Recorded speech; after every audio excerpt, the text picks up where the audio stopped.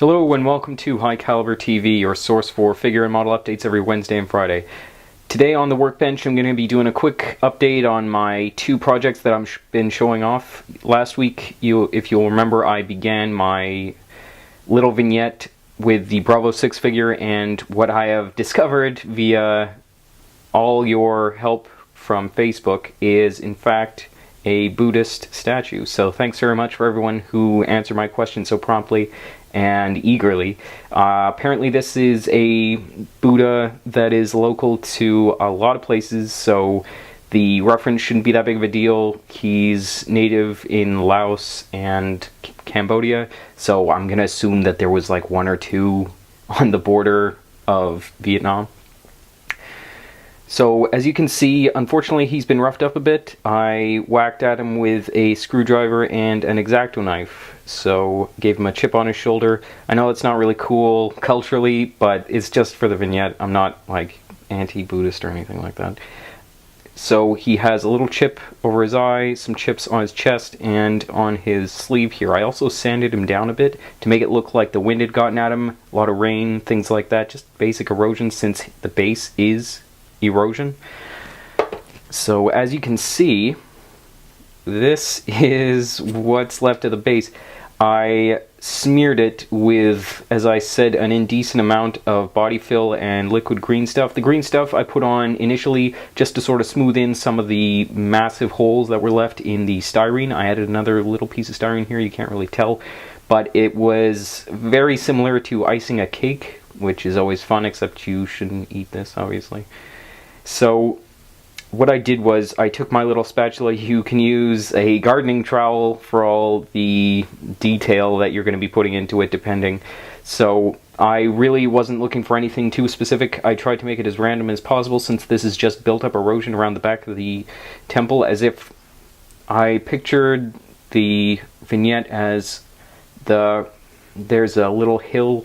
This is just a stopping point on a trail that's on the side of a mountain. So this is erosion coming down the mountain and building up around the backside of the idol.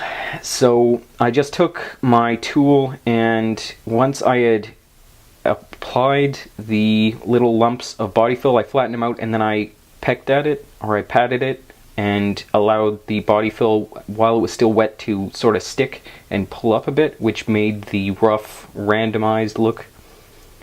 So this isn't the end of the detail that's going to be going on the base. I'm still going to be adding some really light rock detail to it, that photo etch foliage that I showed off last time, and of course some little tufts of grass here and there just to busy it up a bit. This is the quote-unquote tourist, the jungle tourist. He's all together now except for his right hand holding the 12 gauge. I'm leaving that off so I can access the shotgun a bit better when I'm painting it. The assembly was really basic. Even if you're new to resin figures, this one's about as basic as they come. Just adding on the grenades. I left off the other two. I didn't see any point to it. You probably won't be able to see them particularly well.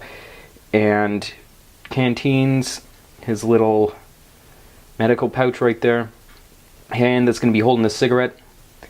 So he's actually ready to prime. All the detail, all the sub-assemblies that I've got there are all now ready to prime. I just need to wait for the body fill to dry, and then I'm going to spray Vallejo gray primer on.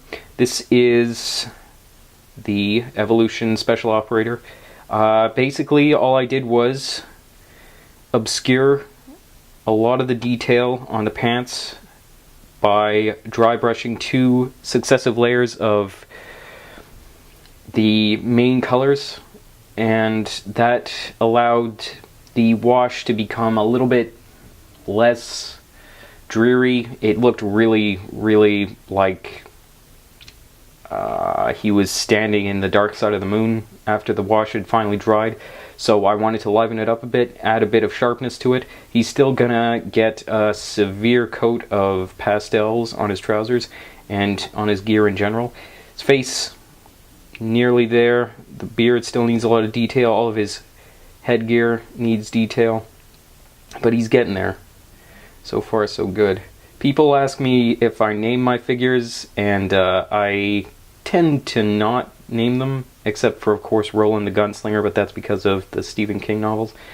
And this one, if I were to name him, I'd name him Rudy, because there's a really fantastic documentary about Dutch, or are they Danish, special operators in Afghanistan, and the gun battles that they got into, and one of the American joint operators that they worked with was named Rudy. It's a pretty unassuming American sounding name, and I really like that, so if he were to be named, that's what he would be named. But this is all for today. So for all the figures you saw here today, the Bravo 6 figure and this fella who's from Evolution Miniatures, check us out at highcaliberminiatures.com. I'll put the link in the description below. Thanks very much for watching. Be sure to follow us on Facebook, Pinterest, and Twitter for daily updates, and I will see you next time.